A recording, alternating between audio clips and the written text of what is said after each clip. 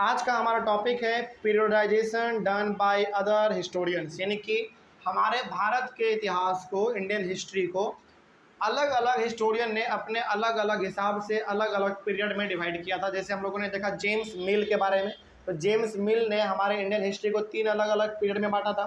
कौन कौन सा था? पहला था हमारा हिंदू, मुस्लिम और ब्रिटिश, है ना। इसी प्रकार से हमारे पास कुछ और भी अलग अलग प्रकार के हिस्टोरियन हुए, इतिहासकार हुए, जिन्होंने भारत के इतिहास को अलग अलग पीरियड में बांटा। चलो इसी के बारे में देख लेते थोड़ा सा।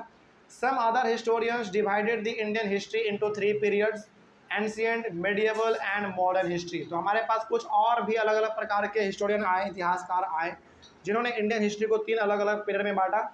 वो था हमारा एंशिएंट पीरियड, उसके बाद मेडिएवल पीरियड और उसके बाद मॉडर्न पीरियड। और इसी को हम लोग आज फॉलो करते हैं, याद रखिएगा इस बात को, ठीक है। This periodization has to its problem. इस पीरियडाइजेशन का भी अपना अपना एक अलग प्रॉब्लम था। क्या था? देखो, it is a periodization that is borrowed from the West. ये जो तरीका लाया गया था ना एंशिएंट, मेडिएवल और मॉडर्न को बांटने का, यानी कि एंशिएंट में, मेडिएवल में और मॉडर्न में हमारे इंडियन हिस्ट्री को बांटने का जो तरीका लाया गया था, ये कहाँ से लाया गया था? वेस्ट से लाया गया था। वेस्ट का मतलब है यूरोप से लाया गया था, ठीक है। Where the modern period was associated with the growth of all the forces of modernity like science, technology, democracy, liberty and equality। ये देखो, सबसे पहली बात इसमें समझने वाली बात है। इसमें समझने वाली बात ये है कि ये जो तरीका लाया गया था इंडियन हिस्ट्री को 3 अलग अलग पीरियड में बांटने का, एंशिएंट, मेडिएवल और मॉडर्न का, ये तरीका कहाँ से लाया गया था? वेस्ट से लाया गया था। और वेस्ट का मतलब यहाँ पे क्या है? यूरोप, ठीक है। और यहाँ पे मॉडर्न पीरियड को कैसे दिखाया गया है? मॉडर्न पीरियड को दिखाया गया है कि मॉडर्न पीरियड बहुत अच्छा पीरियड है। और मॉडर्न पीरियड का मतलब यहाँ पे क्या है मालूम है? देखो, एंशिएंट पीरियड का मतलब हो गया हमारे भारत में आज से सबसे पुराना वाला समय, सबसे पुराना वाला समय। उससे थोड़ा सा आप और आगे बढ़ जाइए, राजा महाराजा वाला सिस्टम, जिसको हम लोग कहते हैं मिडिएवल में। यानी कि एंशिएंट का मतलब हो गया सबसे पुराना वाला सिस्टम, सबसे पुराना एकदम पत्थर वत्थर वाला जमाना। थोड़ा सा और उससे आप बीच में आ जाइए, यानी कि राजा महाराजा वाला सिस्टम जब से शुरू हो गया, उसको हम लोगों ने कह दिया मेडिएवल पीरियड। और जब से हमारे भारत में ब्रिटिश का रूल आया, उसको हमने क्या कह दिया? मॉडर्न पीरियड कह दिया। तो ये मॉडर्न पीरियड जो है ना, इस प्रकार से दिखाया गया है कि जो कुछ भारत में तरक्की हुआ वो किसने किया? मॉडर्न पीरियड में हुआ, यानी कि ब्रिटिशर्स ने किया। जैसे साइंस में तरक्की, टेक्नोलॉजी में तरक्की, डेमोक्रेसी में, लिबर्टी में, इक्वालिटी में, इन सब चीज़ों में जो तरक्की हुआ वो किसने किया? मॉडर्न पीरियड में हुआ, यानी कि ब्रिटिशर्स ने किया, ठीक है।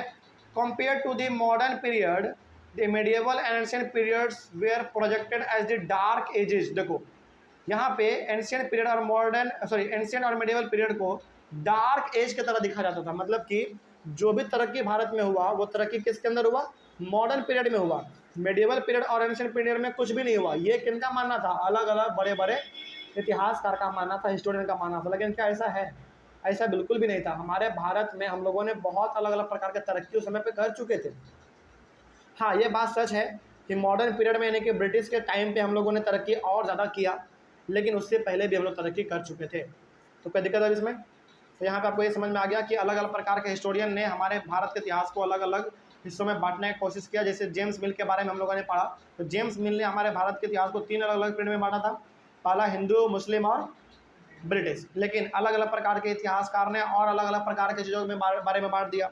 जैसे इन्होंने यहाँ पे बांटा गया है एंशिएंट, मेडिएवल और मॉडर्न में, जिसमें ये हमारा सिस्टम कहाँ से लाया गया?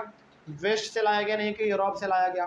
और इसमें दिखाया गया है कि मॉडर्न पीरियड जो है, मॉडर्न पीरियड का मतलब ब्रिटिश का पीरियड इंडिया में। तो मॉडर्न पीरियड जो है ना, मॉडर्न पीरियड में ही सारे बदलाव भारत में हुए हैं। इसके पहले जो एंशिएंट और मेडिएवल पीरियड था, ये भारत में बिल्कुल अंधेरे का प्रतीक था, इसमें कुछ नहीं हुआ था, ये इन लोगों का मानना था, लेकिन जो कि बिल्कुल गलत बात है। Therefore many historians refer to this period as colonial. और इसीलिए बहुत सारे इतिहासकार, हिस्टोरियन इस पीरियड को क्या कहते हैं? कॉलोनियल कहते हैं। अब कॉलोनियल का मतलब क्या है जरा देखो। The British came to conquer the country and establish their rule by defeating the local nawabs and rajas. हमारे भारत में जब अंग्रेज लोग आए, जब अंग्रेज लोग पहली बार आए, तो वो तो बेसिकली ट्रेड करने के लिए आए थे। समझिएगा ध्यान से, वो बेसिकली ट्रेड करने के लिए आए थे, यानी कि यहाँ से कुछ सामान को खरीद कर वो लोग लेकर जाते थे और अपने देश जाके यूरोप में बेचते थे। लेकिन यहाँ पे इतना ज़्यादा खजाना उन लोगों ने देखा कि यहाँ पे वो क्या करने लगे, हमारे एक एक नवाब को, एक एक राजा को धीरे धीरे वो लोग हराना शुरू करने लगे। मारना शुरू करने लगे युद्ध में, और उनके सारे प्रॉपर्टी को, धन संपत्ति, सोने चांदी जेवरात जो भी थे उनको वो हथियाना शुरू कर दिए। यानी कि ब्रिटिशर्स हमारे भारत में ट्रेड करने के लिए आए थे, लेकिन ट्रेड करते करते उन्होंने हमारे भारत में इतना खजाना देख लिया, इतना खजाना देख लिया कि उनको रहा नहीं गया। और रहा नहीं गया तो वो अलग अलग प्रकार के नियम कानून निकालने लगे। हमारे राजा, हमारे नवाब, जो भी बड़े बड़े लोग थे उस समय पे, उनको युद्ध में हराया गया और उनके सारे प्रॉपर्टी को हड़प लिया गया। आगे, now the British started control over the economy and society, collected revenue to meet all their expenses, bought the goods they wanted at low prices and produced crops they needed for export। अब धीरे धीरे वो हमारे भारत में कब्जा जमाने लगा। वो हमारे कंट्री से लेकर हमारे अलग अलग मोहल्लों पे भी कब्जा जमा लिया। अब हम लोगों से वो क्या इकट्ठा करने लगा, पैसा इकट्ठा करने लगा टैक्स के रूप में। रेवेन्यू मतलब टैक्स, यानी कि हम लोगों से वो टैक्स भी लेने लगा। सोचो, हमारे ही देश में आके हम ही से टैक्स ले रहा है, वो कितना बहुत बड़ा बात था उस समय पे। आगे, bought the goods they wanted at low prices, उसको जो उसको सामान चाहिए होता था वो कम प्राइस पे लोगों से हड़प लेता था। नहीं हड़प पाया तो कम पैसे में खरीद लेता था, यानी कि कम पैसे में वो देकर अपने सामानों को खरीद लेता था। आगे, and produced crops they needed for export, और जो उनको अपने देश ले जाने के लिए सामान चाहिए वो अपने भारत में लोगों से वो प्रोडक्शन करवा लेता था कम दाम में देकर। मतलब कि ब्रिटिश जो है ना हमारे इंडिया में आकर हम ही पर रूल करना शुरू कर दिए थे, वो भी गलत तरीके से। ठीक है, आगे, the British do all these things by making colonies, और ब्रिटिश ये सारा काम जो करते थे, रेवेन्यू कलेक्ट करना यानी कि टैक्स कलेक्ट करना, अपने सामानों का प्रोडक्शन करवाना, है ना, उसके बाद फिर सामान को कम दाम में खरीदना, ये सब ये लोग करते थे कॉलोनी बना के। कॉलोनी का मतलब आपको मालूम है, कॉलोनी का मतलब क्या होता है? कॉलोनी का मतलब होता है कि एरिया डिफाइन कर देना कि भैया इतना से इतना दूर तुम रूल करो, उतना से उतना दूर तुम रूल करो। जैसे हमारे आज के ज़माने में हमारे कॉलोनी में क्या होता है, कॉलोनी के अंदर ही एक छोटा सा दुकान होता है, कॉलोनी के अंदर एक छोटा सा स्विमिंग पूल होता है, कॉलोनी के अंदर एक छोटा सा एक जिम होता है। मतलब कि वो सारा का सारा सामान उपलब्ध रहेगा उसी कॉलोनी में, है ना। तो अब ब्रिटिश हमारे इंडिया में कॉलोनी बना के रूल करना शुरू कर दिए थे। मतलब कि ये लोग ना अपना एरिया डिफाइन करते थे, इतना से इतना हम रूल करेंगे, उतना से उतना हम रूल करेंगे।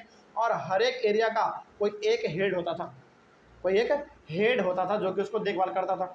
अब कॉलोनाइजेशन का मतलब क्या होता है, देखो, when one country settling another place in order to become the new rulers of the new country by doing political, economic, social and cultural changes, this process is called colonization। इसका मतलब सीधा सा मतलब हो गया कि जब एक कंट्री को अलग अलग हिस्सों में बांट दिया जाए, अलग अलग हिस्सों में बांट दिया जाए और बांटने के बाद उसको अलग अलग लोगों के द्वारा रूल किया जाए, पॉलिटिकल तौर पर यानी कि वहाँ पे पॉलिटिक्स भी चलेगा, इकोनॉमिक तौर पर यानी कि पैसे का लेन देन भी होगा, सोशल मतलब कि अपना कुछ बातचीत, फेस्टिवल्स ये सब भी चलेगा, कल्चर भी अपना चलेगा।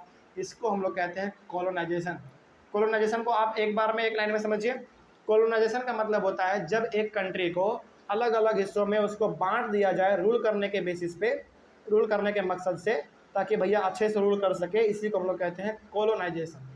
और ये काम कौन कर रहा था हमारे भारत में? ब्रिटिश कर रहा था। कोई दिक्कत इसमें?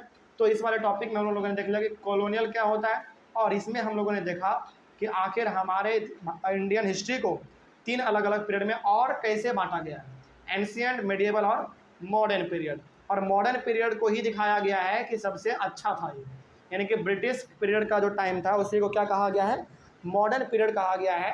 और इसमें बताया गया है कि भारत में जो भी बड़े बड़े बदलाव हुए हैं वो किस में हुए हैं, मॉडर्न पीरियड में हुए हैं। मतलब कि ब्रिटिशर्स ने किए हैं, ये इन लोगों का मानना था। ऐसा बिल्कुल भी हकीकत में नहीं था, यानी कि हम लोग ब्रिटिश के बिना भी बहुत ज़्यादा तरक्की कर चुके थे।